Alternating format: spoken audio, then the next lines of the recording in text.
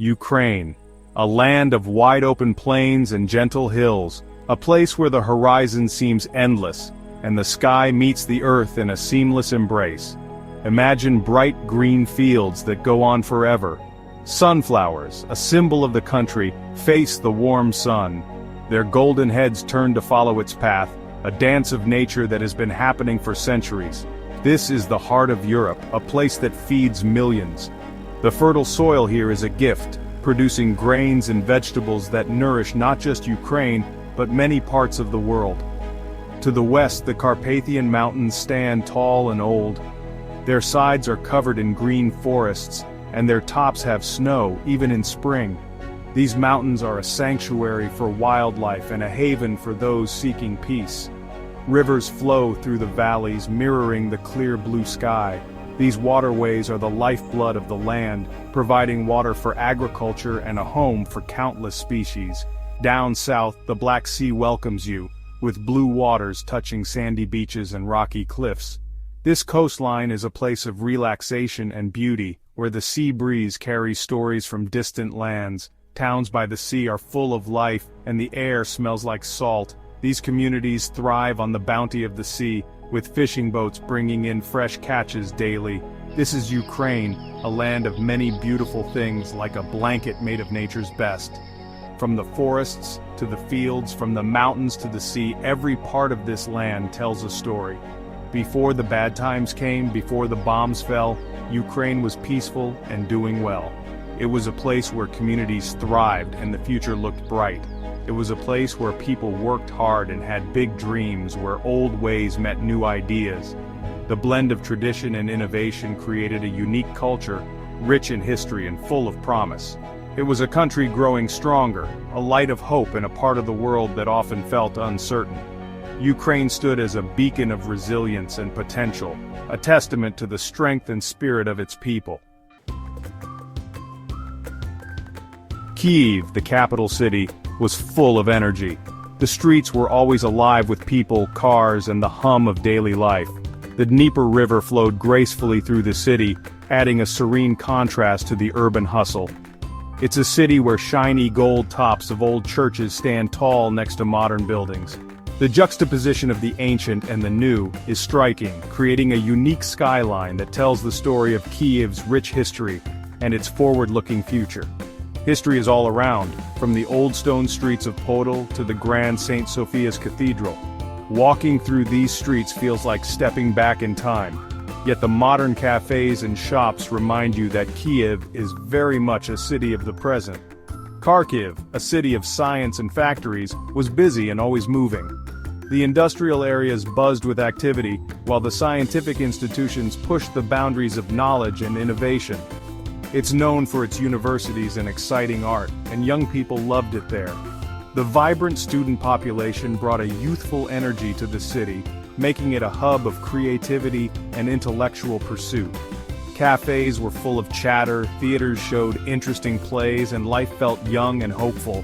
The cultural scene was thriving, with new performances and exhibitions constantly drawing crowds. Odessa, a beautiful city by the Black Sea, had its own special charm. The coastline views were breathtaking, and the port was always bustling with activity, reflecting the city's importance as a gateway to the sea. It's a port city with people from all over, and you could hear many different languages. This multicultural atmosphere gave Odessa a cosmopolitan feel, making it a melting pot of cultures and traditions. Big, beautiful buildings, reminders of its rich history, showed Odessa's strong spirit. The grand architecture, like the famous Potemkin Steps, stood as a testament to the city's enduring legacy and vibrant cultural heritage. These cities and many more were the heart of Ukraine. Each city had its own unique character and charm, contributing to the diverse tapestry of the nation. Each one was special and different, with its own story, all part of a country that was about to become great. The blend of history, culture, and modernity in these cities painted a picture of a nation on the rise, ready to make its mark on the world stage. Ukraine, a land with rich soil, was really good at farming.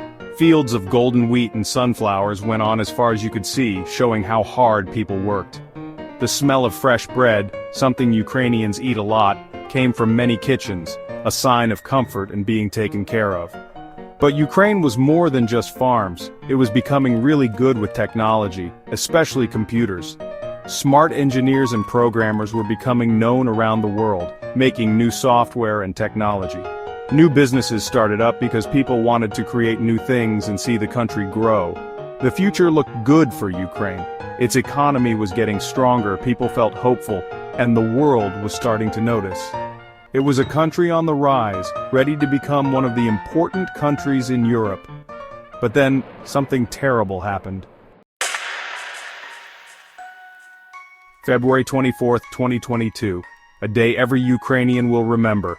The day everything good stopped, and the skies above Ukraine turned scary and gray. Russia attacked, a terrible act of violence, and brought darkness to the country. Explosions shook cities and towns everywhere, making people scared and shocked. The normal sounds of everyday life, kids laughing, birds singing, music playing, were replaced by loud bombs and scary missiles. The world watched in horror as a peaceful country was attacked, and its people hurt in terrible ways.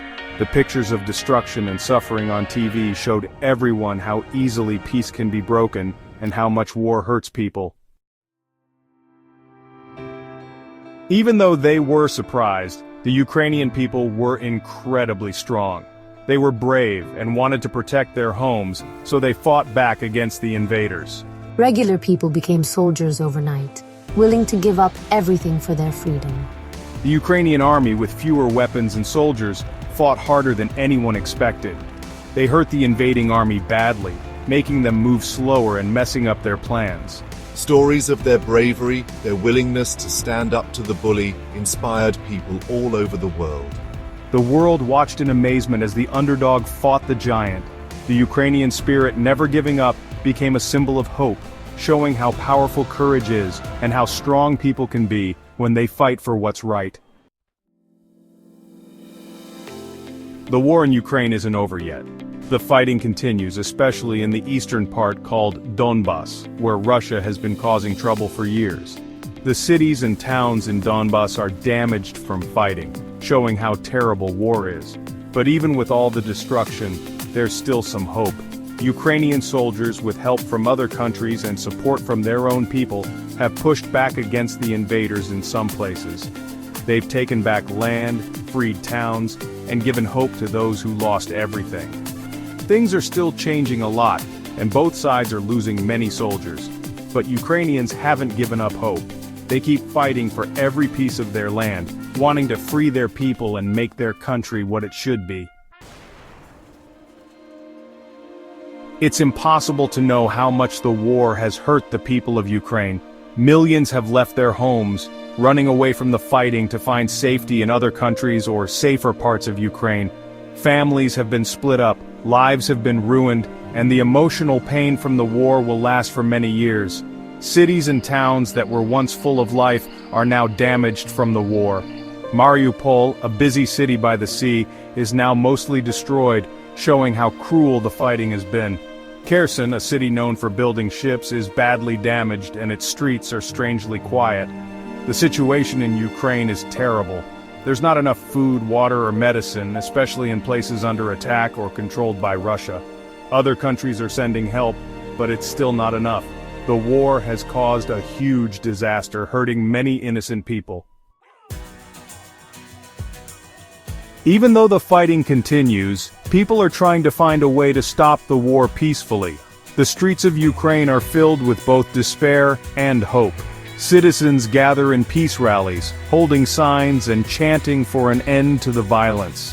Families huddle together in their homes, trying to maintain a sense of normalcy amidst the chaos. People from other countries have tried to help Ukraine and Russia talk, but it's been difficult. Diplomatic efforts have been ongoing, with international leaders meeting in various summits, shaking hands, and discussing potential solutions. Despite these efforts, reaching a consensus has proven to be a monumental challenge. They don't agree on important things, like what should happen to the land everyone is fighting over and whether Ukraine should stay neutral. The disputed regions remain a significant point of contention, with both sides unwilling to compromise. The question of Ukraine's neutrality also adds another layer of complexity to the negotiations. Ukraine's President Volodymyr Zelensky has become a symbol of Ukrainian resistance, encouraging his people and asking other countries for help. His speeches are filled with determination and hope, rallying the Ukrainian spirit. He frequently meets with international leaders, seeking support and solidarity. He wants all Russian soldiers to leave Ukraine and for his country's land to be given back. Zelensky visits war-affected regions, showing his commitment to reclaiming and rebuilding his nation. The sight of Ukrainian flags being raised in liberated towns serves as a beacon of hope for many. Russia's President Vladimir Putin doesn't seem to want to stop. In his addresses he remains steadfast, justifying the invasion as a necessary measure to protect Russia. His military continues to march forward, showing no signs of retreat. He says the attack was necessary to protect Russia and blames other countries for using Ukraine. Putin's narrative paints Russia as a defender, accusing other nations of exploiting Ukraine for their own interests. This rhetoric fuels the ongoing conflict, making peace seem even more elusive. It's hard to know if there will be peace in Ukraine soon. The war has left deep scars on the landscape and its people.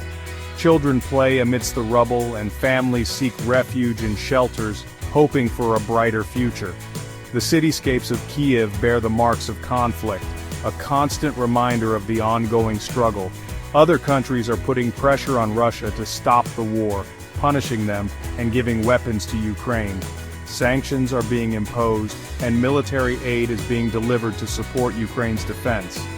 The international community's involvement is a double-edged sword, providing necessary support but also escalating tensions.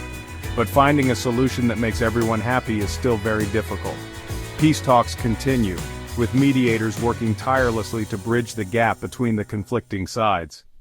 Protesters around the world call for an end to the violence, but the path to peace remains fraught with challenges and uncertainties.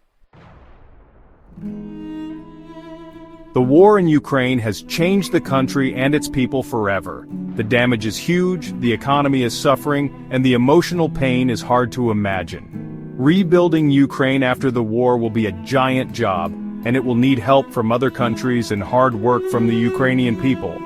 But even with all the destruction, the spirit of Ukraine is still strong. The strength and determination of the Ukrainian people, their belief that they should be free to decide their own future, gives us hope. Rebuilding will take a long time and be very hard, but the Ukrainian people have shown they are strong enough. With help from other countries, they will rebuild their country, making it stronger and more united than before. The sunflowers will grow again in the fields of Ukraine, showing how strong a country can be, even after terrible things happen.